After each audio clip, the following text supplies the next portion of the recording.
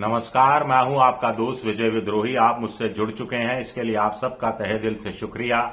अगले 8-9 मिनट आपसे जुड़े रहने की कोशिश करूंगा। तो महिला आरक्षण बिल, उसके साथ जुड़ा हुआ डिलिमिटेशन का बिल, कुल मिलाकर 3 बिलों पर चर्चा लोकसभा में आज शुरू हुई और चर्चा शुरू होने के पहले 3 घंटे में ही विपक्ष ने ट्रेलर सामने रख दिया, ट्रेलर दिखा दिया। प्रधानमंत्री नरेंद्र मोदी तक को मैदान में उतरना पड़ा अपनी सरकार के इन बिलों के बचाव में और पूरे विपक्ष से एक तरह से गुहार करनी पड़ी। आमतौर पर हमने देखा है जब लंबी चर्चा किसी भी बिल पर होती है तो प्रधानमंत्री सबसे आखिरी में या फिर विपक्ष के बड़े नेता बोल चुके होते हैं, उसके बाद जवाब देते हैं और विपक्ष के नेताओं ने जो अपने भाषण में शब्दों का इस्तेमाल किया होता है, मसलन राहुल गांधी हो गए, अखिलेश यादव हो गए, दूसरे नेता हो गए, उन पर तंज करने से प्रधानमंत्री, तंज कसने से, चुटकी लेने से प्रधानमंत्री चूकते नहीं है।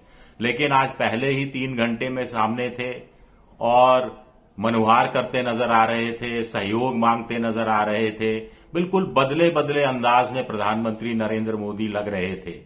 तो विपक्ष ने जो ट्रेलर दिखाया, क्या प्रधानमंत्री को लग गया है कि ये डिलिमिटेशन वाला बिल सदन में 2/3 बहुमत जुगाड़ने में कामयाब नहीं हो पाएगा और ये बिल फेल हो जाएगा, और ये बिल फेल हो गया तो महिला आरक्षण का मामला भी अधर में लटक जाएगा।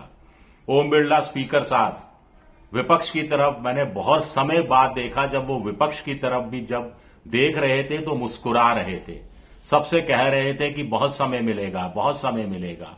अब विपक्ष, आप कहेंगे कि विपक्ष ने ट्रेलर क्या दिखाया? दरअसल जब कोई बिल सदन में रखा जाता है तो सदन की अनुमति ली जाती है कि क्या ये बिल रखा जाए चर्चा के लिए, और ये औपचारिकता भर होती है।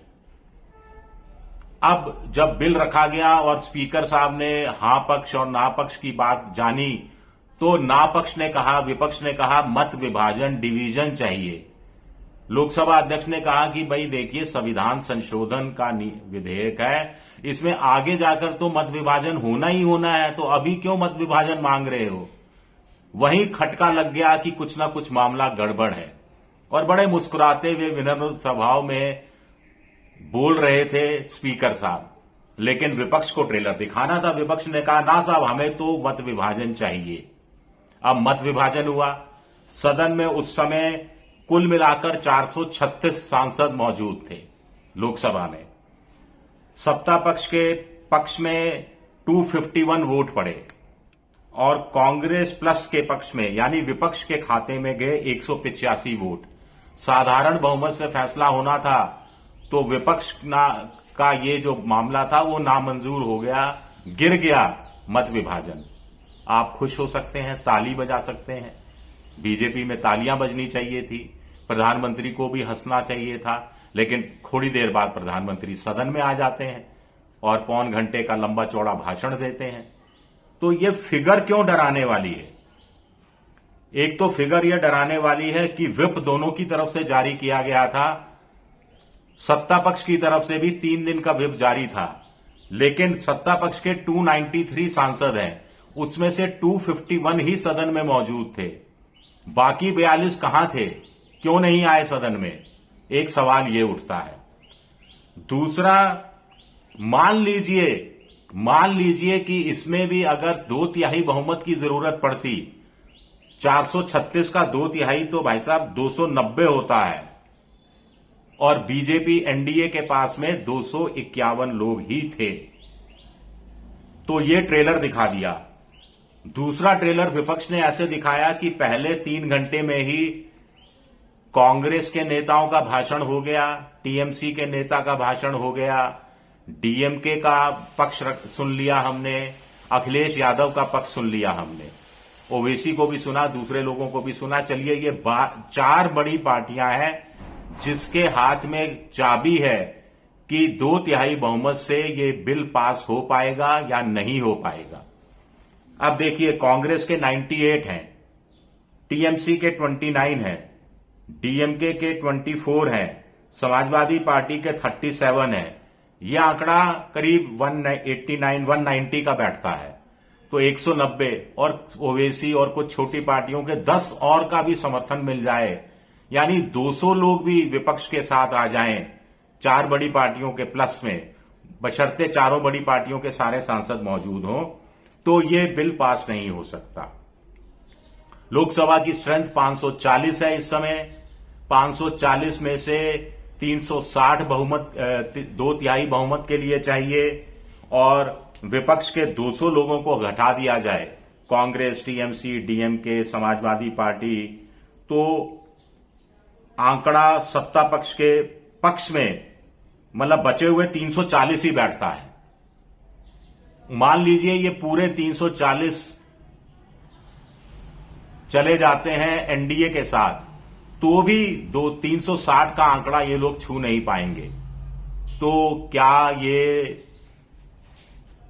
गिरना तय है, ये डिलिमिटेशन वाला जो संविधान संशोधक बिल है? क्या इसे प्रधानमंत्री नरेंद्र मोदी समझ रहे हैं? प्रधानमंत्री नरेंद्र मोदी ने कहा कि देखिए साहब, जब जब महिला आरक्षण के बिल का जिसने भी विरोध किया, उसको जनता ने या महिलाओं ने अगले चुनाव में फिर जीतने लायक नहीं बख्शा, यानी हरा दिया। लेकिन 2023 में चूंकि मिलकर बिल पास हुआ था, तो 2024 में किसी एक को फायदा नहीं हुआ। हर किसी को फायदा हुआ, नुकसान किसी को भी नहीं हुआ। नुकसान तो बीजेपी को हुआ है। 303 से 240 पर आ गई बीजेपी 2024 के लोकसभा चुनाव में। महिला बिल पारित करने के बावजूद, महिला बिल पारित करने का श्रेय चुनावी भाषणों में लेने के बावजूद, प्रधानमंत्री ने कहा कि साहब, लोग कह रहे हैं कि इसमें मोदी का क्या स्वार्थ है, मेरा क्या स्वार्थ है, विरोध करेंगे तो मुझे लाभ होगा। ये बात उन्होंने हंसते हंसते की, लेकिन हंसी हंसी के पीछे भी लंबी कहानी आप को दिखाई दे सकती है कि असली मकसद तो पॉलिटिकल फायदा उठाने का तो नहीं है। क्या बीजेपी को पहले से पता था कि 2/3 बहुमत का इस मुद्दे पर ऐसे समय में जुगाड़ नहीं हो पाएगा, और इसीलिए तमिलनाडु और पश्चिम बंगाल के चुनाव जब चरम पर हैं, उससे पहले विशेष अधिवेशन बुलाया गया ताकि कुछ फायदा उठाने की कोशिश की जा सके। प्रधानमंत्री मोदी ने कहा कि सब साथ देंगे तो किसी का भी लाभ नहीं होगा, मुझे क्रेडिट नहीं चाहिए, मैं तो कल ही सबको शुक्रिया अदा कर दूंगा, सबकी फोटो अखबार में छपवा दूंगा, सरकारी खर्चे पर सबका धन्यवाद व्यक्त कर दूंगा, सियासी तराजू से इसे नहीं तोलें, आधी आबादी का हक बनता है, पराजय का डर हैरान करने वाला होता है, सियासी तराजू से मत तोलिए। ये 2-3 बार अपील की। आज जो विरोध करेंगे लंबे समय तक उनको कीमत चुकानी पड़ेगी। सियासी समझदारी भी है कि बहनों का भरोसा करना पड़ेगा। सियासी लाभ के लिए बवंडर खड़ा किया जा रहा है। ये भी बार बार प्रधानमंत्री ने कहा कि भेदभाव नहीं होगा, अनुपात में बदलाव नहीं होगा, किसी की सीटें घटेंगी नहीं, टेक्निकल मामलों में इस मामले को मत उलझाया जाए। तो ये सारी बातें प्रधानमंत्री को आखिर कहने की क्या जरूरत पड़ी, वो भी बहस के शुरुआती 3 घंटों में? बड़ा सवाल उठता है। चलिए, शुक्रिया, बहुत बहुत शुक्रिया मेरा ये वीडियो देखने के लिए। पसंद आए तो लाइक कीजिए, सब्सक्राइब कीजिए, शेयर कीजिए। आप मेंबरशिप ड्राइव में भी जा सकते हैं, मेरी मदद कर सकते हैं। शुक्रिया, बहुत बहुत शुक्रिया।